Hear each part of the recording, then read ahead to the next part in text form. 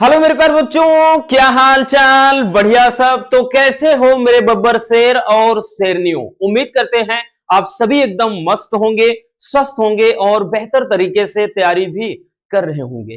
प्यारे बच्चों, आज के इस वीडियो में हम केमिस्ट्री में क्वेश्चन पेपर को लेकर के आए हैं। 2026 में हमारा क्वेश्चन पेपर का पैटर्न क्या रहने वाला है, चलिए बहुत सिंपल तरीके से इस पर आज हम चर्चा करते हैं। तो चलिए देखते हैं भैया, केमिस्ट्री का जो क्वेश्चन पेपर का पैटर्न है हूबहू सेम इसी तरीके का रहने वाला है, क्योंकि इससे आइडिया लग जाएगा कितने क्वेश्चन आपके बनेंगे और यहां से बहुत सारे क्वेश्चन आपको एग्जाम में भैया दिखाई भी देंगे। तो यहां इसलिए आपको वीडियो को अंत तक देखना है, बीच में नहीं भागना है, क्योंकि इसमें से सारे क्वेश्चन को हम सॉल्व भी करवाएंगे भैया। तो चलिए देखते हैं। तो भैया आपका जो क्वेश्चन पेपर का फॉर्मेट रहने वाला है हूबहू ऐसा होगा, बस कलर पीला आ जाएगा। ठीक है, तो अनुक्रमांक यहां लिखना होगा, आपका नाम जो होगा आपको यहां लिखना है पेपर में। ये पृष्ठों की संख्या दिया रहेगा, जितने पेज रहेंगे भैया पेपर में। और यहां पर सबसे ज्यादा जरूरी जो हम हर बार बताते हैं, ये सेट नंबर होता है, पेपर का एक कोड होता है, वो यही होता है। ठीक है, इससे ये पता चलेगा भैया कि आपने जो पेपर दिया है उसमें कौन सा सेट आया था, इसी के अकॉर्डिंग कॉपी चेक होती है। ठीक, 2026 के लिए रहने वाला है रसायन विज्ञान का क्वेश्चन पेपर, और ये नए पैटर्न पर, एकदम न्यू पैटर्न पर आधारित है। और पूर्णांक रहने वाला है 70 नंबर का, क्योंकि 30 नंबर यहां से हमको मिलने वाले हैं प्रैक्टिकल प्लस वाइवा के। और जो समय सीमा है भैया वो 3 घंटे 15 मिनट रहने वाला है। चलिए देखते हैं। और ये बेसिक सा इंस्ट्रक्शन भैया दिया रहेगा कि प्रारंभ के 15 मिनट आपको पढ़ने के लिए दिया जाएगा और उसके बाद ही आप पेपर सॉल्व करना स्टार्ट करेंगे। ठीक है, निर्देश में दिया है सभी प्रश्न अनिवार्य हैं और प्रत्येक प्रश्न के निर्धारित अंक उनके सामने दिए गए हैं। और गणनात्मक प्रश्नों के गणना के समस्त पद लिखिए, फिर प्रश्नों के प्रासंगिक उत्तर लिखिए और जहां आवश्यक हो समीकरण भी लिखिए, क्योंकि केमिस्ट्री का पेपर है तो भैया इसमें जाहिर सी बात है इक्वेशन भी आएगा, तो वहां पर कह रहा है जहां जरूरत हो वहां समीकरण भी लिखिए। ठीक, चलिए पहले क्वेश्चन पर आते हैं कि इस प्रश्न पत्र के प्रत्येक खंड में 4 विकल्प दिए रहेंगे और सही विकल्प चुनकर उसे अपनी उत्तर पुस्तिका में लिखना है। शुरुआत होती है बहुविकल्पी प्रश्नों के साथ। चलिए देखते हैं बच्चों, यहां पे पहला जो प्रश्न है, पहला प्रश्न है भैया आपका, पहला ऑब्जेक्टिव क्वेश्चन है, कह रहा है कि एक विलयन में विलेय की सांद्रता 3.5 ppm है, पार्ट्स पर मिलियन। ठीक है, पार्ट्स पर मिलियन। और आगे कह रहा है इसे निम्नलिखित में किसके द्वारा व्यक्त कर सकते हैं।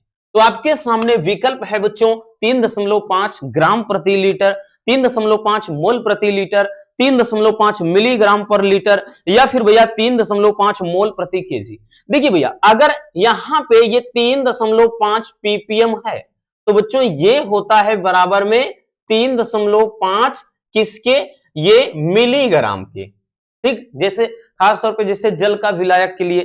ठीक, तो ये मिलीग्राम पर लीटर होता है। तो इस हिसाब से देखें तो विकल्प हमारा कौन सा, ये ग्राम पर लीटर है नहीं होगा, मोल पर लीटर है नहीं होगा, तो ये मिलीग्राम पर लीटर, ये वाला विकल्प सही हो जाएगा। ठीक है, चलिए आगे चलते हैं, आगे देखते हैं अगला प्रश्न जो है। अगला प्रश्न क्या कह रहा है भैया कि एमएन, बोले तो मैग्नीज, एमएन की अति सामान्य ऑक्सीकरण अवस्थाएं हैं, तो इनमें से कौन सी भैया सामान्य इसकी क्या है, ऑक्सीकरण अवस्था है। तो +2 +4 +2 +5 +2 +6 +2 +7, तो इसमें कौन सा विकल्प हो जाएगा, तो ये भैया हो जाएगा पहला वाला। कौन सा, +2 +4। जैसे एक एग्जांपल के थ्रू समझते हैं, जैसे भैया हो गया कि Mn, अगर यहां पे +2 है, ठीक है, तो भैया इसके लिए तो क्या हो जाएगा, यहां पे +2 ही हो जाएगा। लेकिन जैसे MnO2 है तो इसके लिए क्या हो जाएगा, +4। बाकी सभी में इस तरह से नहीं आएगा, तो सबसे जो अति सामान्य है, ठीक, और में जैसे आ जाएगा तो वो अति सामान्य नहीं होगा, सबसे ज्यादा जो सामान्य होगा ये इन्हीं में होगा, +2 +4 के साथ। तो यहां पर जो होगा पहला विकल्प सही हो जाएगा। ठीक है, चलिए आगे चलते हैं प्यारे बच्चों। अगला जो प्रश्न है भैया उसको देखते हैं। अगला जो प्रश्न है CuNC, ये 4 है, उसके बाद चार्ज दिया है, मतलब इस तरह से दिया है ये Cu है, कॉपर है, उसके बाद Nc है, ठीक, मतलब यहाँ पे आइसोसाइनाइड, और ये चार्ज दिया है, चार्ज 3 इस तरह से ये चीज लिखा है, ठीक है ना। ये लिखने का तरीका ये है, यहाँ पे 4 मतलब ये नीचे 4 है, और ये चार्ज का मतलब यहाँ -3 है। तो इसमें कह रहा है कि Cu की उप सहसंयोजन संख्या लिखिए। अब देखिए उप सहसंयोजन संख्या क्या होती है भैया, तो उप सहसंयोजन संख्या में हमने बताया है बच्चों, उप सहसंयोजन यौगिक वाले में कि जो लिगेंड होता है वो केंद्रीय धातु परमाणु के साथ जितने बंध द्वारा जुड़ा होता है वो नंबर ही क्या होता है, उप सहसंयोजन संख्या होती है। तो प्यारे बच्चों अगर आप इसमें देखें तो जो ये Nc है इसके साथ कितने बंध द्वारा, तो यहाँ पे ये 4, तो उप सहसंयोजन संख्या कितनी हो गई, 4। तो इस हिसाब से हमारा विकल्प क्या हो जाएगा, 4। कहां है भैया, 2 है, 3 है, 4, इनमें से कोई नहीं, तो प्लस भाई तीसरे में क्या हो जाएगा, 4 हो जाएगा। ठीक है, चलिए भैया आगे चलते हैं, अगला प्रश्न देखते हैं। अगला प्रश्न क्या है, कह रहा है कि वाल्फ किश्नर अपचयन द्वारा प्राप्त होता है, ठीक, CH2 समूह, NO3 समूह, OH समूह या फिर CO समूह। तो भैया यहां पे क्या हो जाता है, ये हो जाता है CH समूह, ठीक है, CH2 अपचयन के द्वारा तैयार करता है। ठीक, चलिए आगे देखते हैं, अगला देखते हैं, अगला प्रश्न कह रहा है कि निम्नलिखित में से कौन सी एमीन कार्बिल एमीन अभिक्रिया नहीं देती है, कौन सी एमीन कार्बिल एमीन जो अभिक्रिया है वो नहीं देती है। CH3 CH2 NH3, ये CH3 लिखा है, समझो ये लिखा है, ठीक है ना, ये CH3 ऐसे लिखा है, मतलब वही चीज। पहला है कि CH3 NH CH2 NH2, दूसरा है CH3 NH2 या फिर CH3 NH CH3 या C6H5 NH2। तो कह रहा है कि इनमें से कौन सा एमीन कार्बिल एमीन अभिक्रिया नहीं देता है, तो भैया ये नहीं देगा, ठीक है, क्योंकि कार्बिल एमीन जो अभिक्रिया देता है वो केवल प्राथमिक एमीन देता है, इसमें ये भी क्या है, प्राथमिक एमीन, क्योंकि इसमें जो ये नाइट्रोजन परमाणु है वो एक कार्बन परमाणु से जुड़ा है, दूसरे वाले में भी नाइट्रोजन परमाणु एक कार्बन परमाणु से जुड़ा है, इसमें भी देखिए नाइट्रोजन परमाणु एक कार्बन परमाणु से, यानी अगर देखें तो ये भी 1 डिग्री है, ये भी भैया आपका 1 डिग्री है, और लास्ट वाला भी 1 डिग्री, लेकिन इसमें नाइट्रोजन परमाणु इस कार्बन से भी जुड़ा है, इधर इस कार्बन से, तो ये 2 डिग्री है, तो इसका मतलब ये द्वितीयक एमीन है, और जो 2 डिग्री एमीन होता है वो क्या भैया, क्या कहते हैं, कार्बिल एमीन रिएक्शन नहीं देगा। ठीक है, तो यहां पर जो हमारा विकल्प आएगा CH3 NHCH3, ये कार्बिल एमीन अभिक्रिया नहीं देता है। आई बात समझ में, चलिए आगे चलते हैं, अगला क्वेश्चन कि ग्लूकोज में उपस्थित एल्डिहाइड समूह, ग्लूकोज में उपस्थित एल्डिहाइड समूह निम्नलिखित में से कौन सा परीक्षण नहीं देता है। पहला टालेन परीक्षण, सिफ परीक्षण, फेहलिंग विलयन, इनमें से कोई नहीं, तो भैया सिफ परीक्षण नहीं देता है। ठीक है, ग्लूकोज जो है वो तो टालेन अभिकर्मक यानी टालेन परीक्षण, फेहलिंग विलयन ये सब भी देगा। ठीक, और ये चीज बहुत अच्छे से समझाया है भैया हमने लास्ट वाले चैप्टर में, बायोमोलिक्यूल बोले तो जैव अणु वाले में। ठीक, तो ये नहीं देखता है। चलिए, तो इतने आपके भैया कितने बहुविकल्पी, का, खा, गा, घा, अंगा, चा, तो भैया 6 तो बहुविकल्पी प्रश्न होते हैं, तो एक बहुत बड़ा नंबर होता है केमिस्ट्री के अंदर, याद रखना। अब आ जाते हैं दूसरे प्रश्न पे, दूसरे के का, खा, गा करके रहेगा, और यहां पे भी सारे प्रश्न जो 2-2 नंबर वाले, क्योंकि केमिस्ट्री में 1 नंबर वाला प्रश्न शॉर्ट में नहीं आता है, केवल बहुविकल्पी में वही आता है बस। जैसे यहां पे भैया ध्यान से समझना क्या बोला जा रहा है प्यारे बच्चों, कह रहा है कि दूसरे में ये कहा है कि मोलरता तथा मोललता को उदाहरण सहित समझाइए। ठीक, तो भाई मोलरता किसे कहते हैं, तो 1 लीटर विलयन में घुले विलय के मोलों की संख्या को मोलरता कहते हैं, और मोललता में वही क्या होता है, 1 किलोग्राम विलायक में घुले विलय के मोलों की संख्या को मोललता कहा जाता है, बस इतना अंतर होता है। ठीक है, ये मोलरता, और मोलरता का जो फार्मूला M बराबर क्या होता है, W/M इंटू का V, ml में रहता है, ठीक है, गुणे 1000। ये हो जाता है। और मोललता के लिए अगर m डैश बराबर मान लो तो W by M into capital W यानी विलायक का भार, ग्राम में रहेगा तो गुणे 1000, ये आज चला जाता है। ठीक है ना, आई बात समझ में। चलिए अब उसके बाद अगला कह रहा है कि निम्नलिखित को समझाइए। लैंथेनाइड आकुंचन, इस पर टिप्पणी बताया है बहुत अच्छे से। ठीक है, अगला है कि लैंथेनाइड तथा एक्टिनाइड की सामान्य आक्सीकरण अवस्थाएं। तो भैया इनकी आक्सीकरण अवस्था प्रायः क्या होती है, +3, +4, +5 और +6। ठीक, जिसमें से हम बात करें लैंथेनाइड की सामान्यता तो +3 ही होती है, लेकिन अगर एक्टिनाइड की बात कर लें तो इनकी भैया परिवर्तित ही होती है। ठीक है, परिवर्ती ज्यादा होती है, मतलब इनकी ज्यादा बदलती है, लेकिन इनमें अगर कॉमन देखें तो +3 ज्यादा दर्शाती है। ये क्या है, +3 दर्शाती है। ठीक है, समझ में आ गया ना। चलिए अगर देखना है तो थोड़ा देख लो, तब तक थोड़ा पानी पी ले घूंट।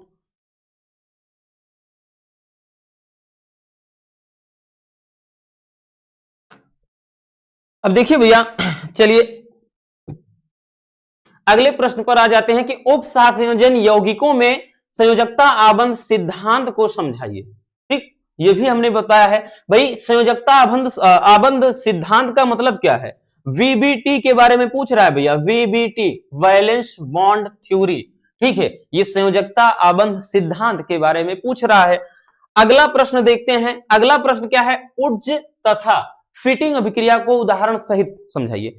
ऊर्ज अभिक्रिया क्या होती है भैया, ऊर्ज अभिक्रिया में हमने बताया कि जब दो मतलब क्या होते हैं, दो भैया हैलो एल्केन या एल्किल हाइलाइड किससे, शुष्क ईथर की उपस्थिति में सोडियम धातु से क्रिया करते हैं तो वो अभिक्रिया क्या होती है, ऊर्ज अभिक्रिया। और इससे क्या बनता है, एल्केन बनता है। और फिटिंग वाले में क्या होता है, तो दो इसमें हैलो एरीन, ठीक, हेलो एरीन इसमें क्या होते हैं, शुष्क ईथर की उपस्थिति में जब सोडियम धातु से क्रिया करते हैं तो डाइफेनिल बनाते हैं, तो ये फिटिंग अभिक्रिया होता है। ठीक है, अगला है अब तीसरे में सारे क्वेश्चन यहां पर भी 2 नंबर वाले होंगे। तीसरे के काम में जैसे दिया है कि भैया 28 ग्राम KOH, इसका जो कि आणविक द्रव्यमान दिया है 56, 500 ml विलेन में घुला है। ठीक है, और विलेन के कह रहा है मोलरता ज्ञात कीजिए। तो भैया मोलरता के लिए फार्मूला क्या होता है बच्चों, मोलरता के लिए सूत्र क्या होता है, तो यही होता है कि M बराबर W बाई एम इंटू का V। ठीक है, और हमने बताया ना ये ml में जब रहेगा तब जाकर के यहाँ 1000 हो जाता है। तो भैया यहां से निकाल लेंगे, भार कितना दिया है 28 ग्राम, तो 28 हो जाएगा। उसके बाद नीचे अणुभार कितना दिया है, 56 दिया है, तो भैया ये 56 हो गया। उसके बाद भैया वॉल्यूम आयतन कितना दिया है 500, तो 500 ml दिया है और गुणे 1000। ठीक है, 1000 रख दीजिए आप। ठीक, और यहाँ पे 500 दूना 1000 हो गया, तो 28 दूना 56 हो गया, 2 से 2 कट गया, तो भैया मोलरता कितना आ गया, 1 मोल पर लीटर आ गया। यही क्या हो जाएगा, आंसर हो जाएगा। ठीक है ना, 1 मोल पर लीटर। यहां अगला क्वेश्चन भैया, अगले क्वेश्चन की तरफ चलते हैं। देखिए अगला क्वेश्चन है, कह रहा है कि मोलेसिस से एथेनॉल बनाने की विधि। एक मिनट, मोलेसिस, हाँ वही मोलेसेज जिसको बोलते हैं, मोलेसेज यानी जो गन्ने की शर्करा होती है भैया, उसके बारे में बात कर रहा है। और ये चीज हमने बताया है भैया जैव अणु वाले चैप्टर में। तो मोलेसेज से एथेनॉल बनाने की विधि तथा रासायनिक समीकरण लिखिए। तो क्या होता है भाई, उसमें अगर आपको पता हो तो सबसे पहले क्या होता है भैया, गन्ने की शर्करा, गन्ने की जो शर्करा होती है C12H22O11, ठीक, इसका जल अपघटन कराते हैं तो बनता क्या है, तो भाई इसका जल अपघटन कराते हैं तो ग्लूकोज प्लस फ्रक्टोज बनता है, ग्लूकोज प्लस फ्रक्टोज बनता है, ग्लूकोज प्लस फ्रक्टोज। और उसके बाद फिर से जब यही चीज क्या हो जाएगा,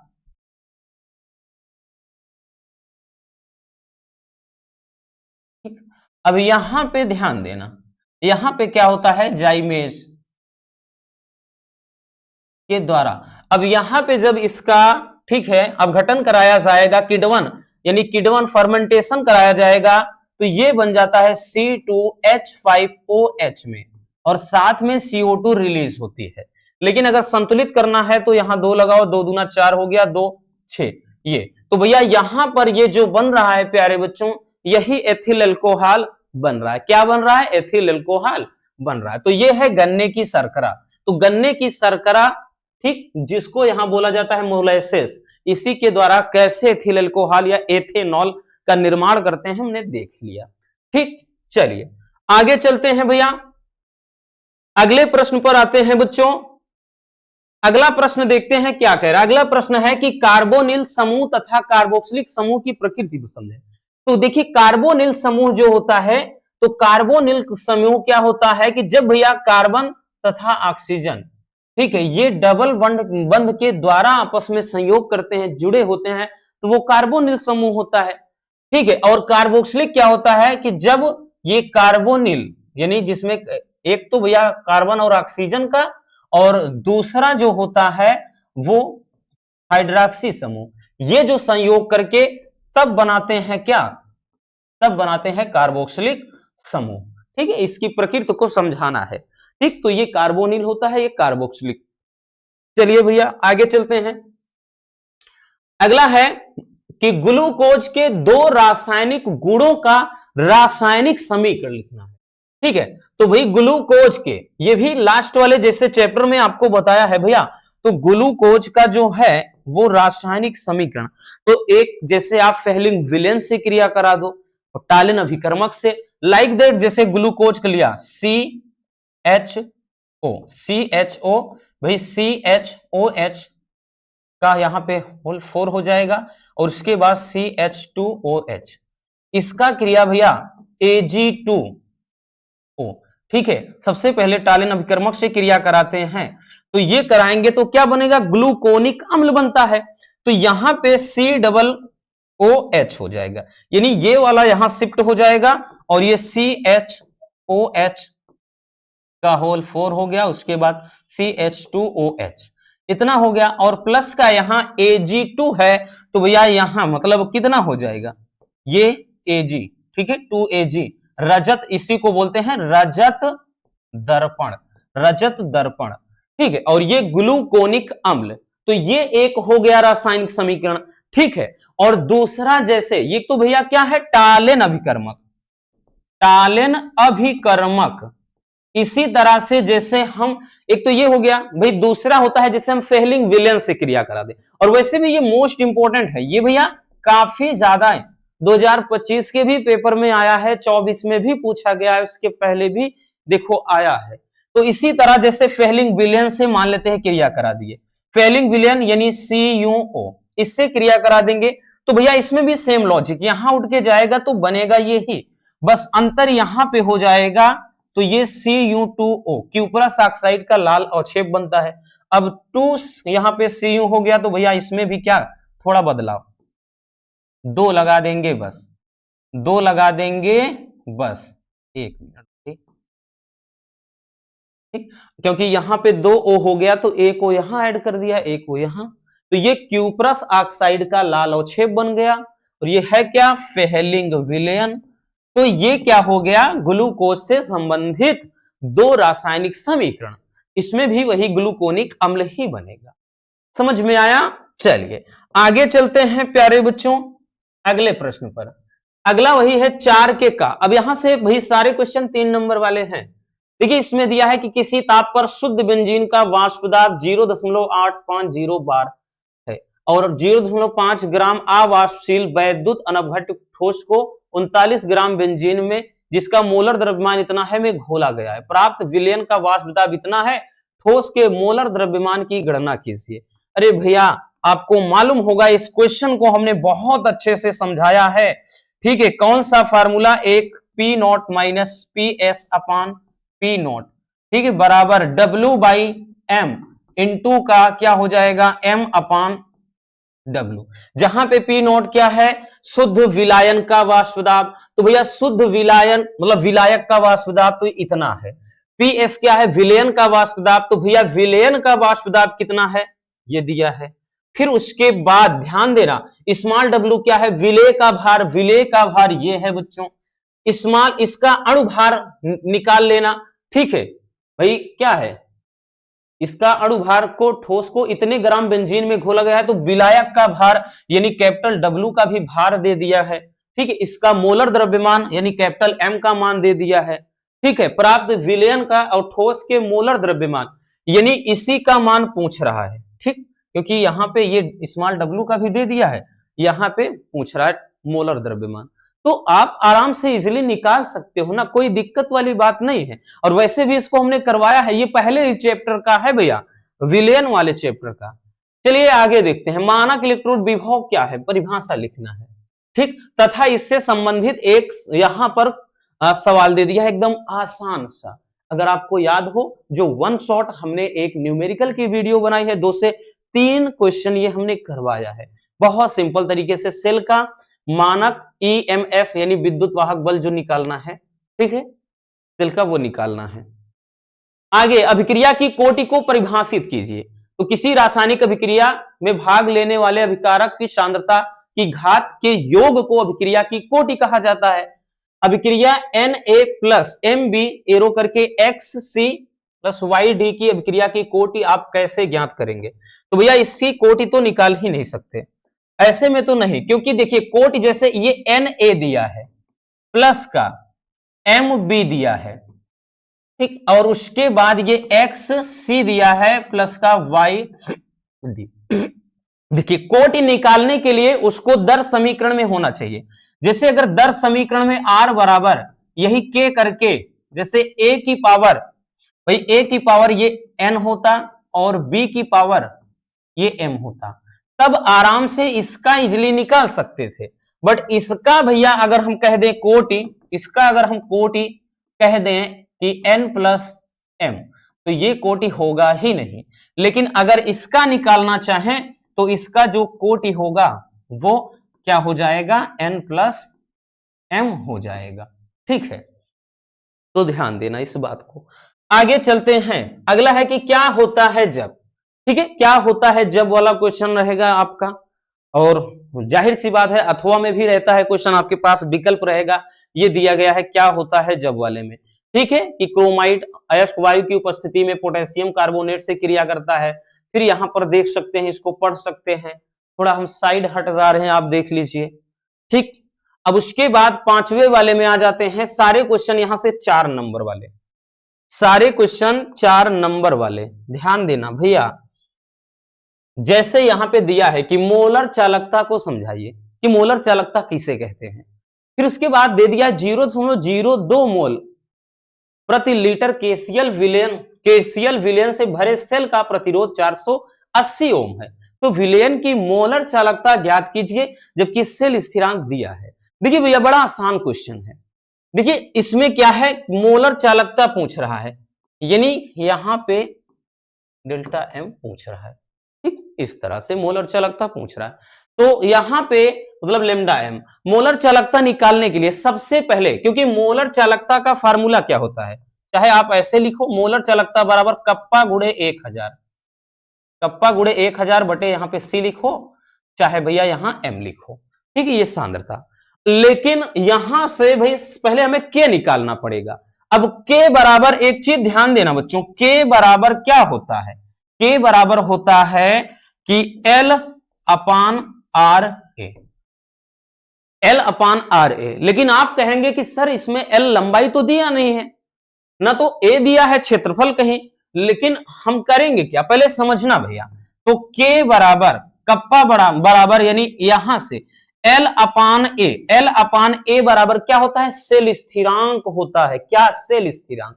और सेल स्थिरांक को x से दर्शाते हैं, किससे भैया, x से। तो ये x हो गया और इनटू का ये 1 अपान आर है ही।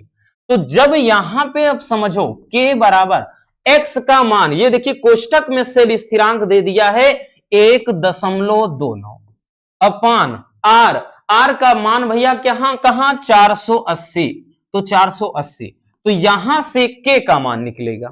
ठीक है ना, यहां से K का मान निकलेगा और वही K का मान आपको यहां लिख देना है। और ये जो C है सांद्रता है भैया, ये इतना दिया है 0.02। समझ में आ गया ना, बड़ा आसान है। चलिए आगे देखते हैं भैया, आगे देखते हैं बच्चों अगला क्वेश्चन। अगला है कि प्रथम कोटि की अभिक्रिया की इकाई लिखिए। और प्रथम कोटि की अभिक्रिया से संबंधित एक और प्यारा सा क्वेश्चन दिया है, देख सकते हैं।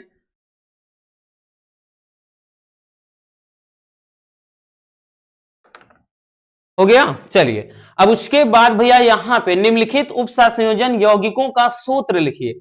अब देखिए आईयूपीएससी वाली वीडियो देख लेना, बहुत प्यारी सी वीडियो हमने बनाया है कि भैया उस पे आईयूपीएसी यानी उपसंयोजन यौगिक जो कोऑर्डिनेशन कंपाउंड्स हैं उनके आईयूपीएसी नाम कैसे लिखते हैं, या फिर अगर आईयूपीएसी नाम के रूप में लिखे गए हैं तो उनका सूत्र कैसे बनाते हैं। ठीक है, दोनों अच्छे से समझाया है। ये 4 है, 4 नंबर का दे दिया है। अब अगला क्वेश्चन की प्रोटीन की प्राथमिक, द्वितीयक और तृतीयक व चतुर्थ संरचना बताना है। फिर छठा जो क्वेश्चन है, अब यहां से देखना छठवें क्वेश्चन से लॉन्ग वाला शुरू हो जाएगा, 5 नंबर वाला।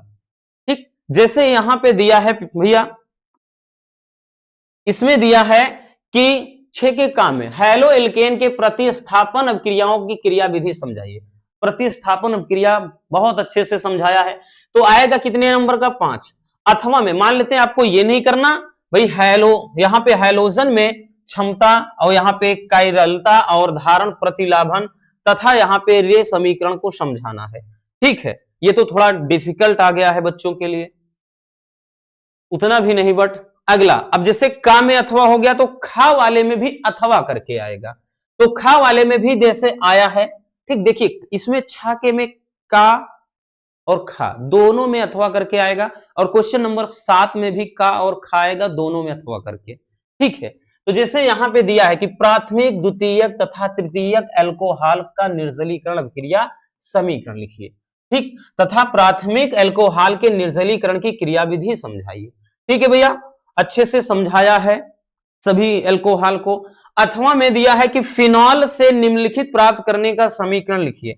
यानी फिनॉल से आप ये सारी चीजें 4 मतलब 4 नाइट्रोफिनॉल, पिक्रिक अम्ल, ब्रोमोफिनॉल, ठीक, सैलिसिल एल्डिहाइड, मतलब ये सारी चीजें कैसे प्राप्त कर सकते हैं। हालांकि ये सारी चीज तो नेमिंग रिएक्शन में ही करवा दिया है, बाकी आसान है।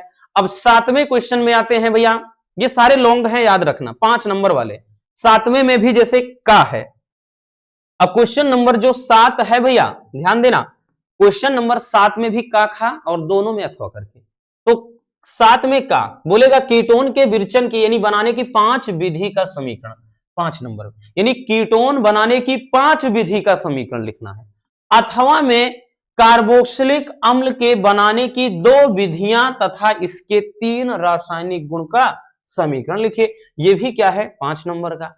ये सब भैया देखिए लॉन्ग वाले 1-2 थोड़ा डिफिकल्ट, जाहिर सी बात है 70 नंबर का पेपर है, तो आपको भैया यहां से 10 से मान के चलिए 5 से 10 क्वेश्चन ऐसा लगेगा थोड़ा डिफिकल्ट है, 5 से 10 नंबर का क्वेश्चन। बाकी एकदम मतलब ऐसा होगा एकदम मजेदार तरीके से करने लायक। ठीक है, चलिए आगे देखते हैं। अब उसके बाद जो इसमें खा आ गया, यानी 7वें में खा। ठीक है, खा में भैया यहां पे दिया है एमीन के 5 रासायनिक गुणों का समीकरण लिखिए। ठीक, 5 नंबर। अथवा में भैया दिया है कि एमीन के बनाने की 3 विधियों का समीकरण लिखिए तथा एल्किल हैलाइडों के एमीनी अपचयन की क्रिया विधि समझाना है, 5 नंबर। ठीक, तो इस तरीके से भैया ये क्वेश्चन लॉन्ग वाला रहता है। यानी लॉन्ग वाला कितना क्वेश्चन रहेगा, जैसे खा में क्वेश्चन नंबर खा में का और खा करके आएगा, 7वें में भी भैया का और खा करके आएगा। लेकिन फायदा यह है कि इसमें भी अथवा करके रहेगा, इसमें भी अथवा करके रहेगा, यानी आपके पास विकल्प। बाकी करने ये 5, 5, 10, 5, 15, 5, 20, यानी 20 नंबर का तो लॉन्ग वाला रहेगा। ठीक है, 20 नंबर का क्वेश्चन। आई बात समझ में? चलिए बबुआ, तो ये बस आज का क्वेश्चन पेपर का पैटर्न है। आई होप ये वीडियो आपके लिए काफी ज्यादा इंफॉर्मेटिव रही होगी। अगर वीडियो पसंद आई हो प्यार से लाइक कर देना, नए हैं तो चैनल को सब्सक्राइब जरूर कर लीजिए ताकि मजेदार टॉपिक आप तक रेगुलर पहुंचते रहे। Love you, bye bye, take care. और हाँ, एक प्यारा सा कमेंट बॉक्स में छोड़ देना।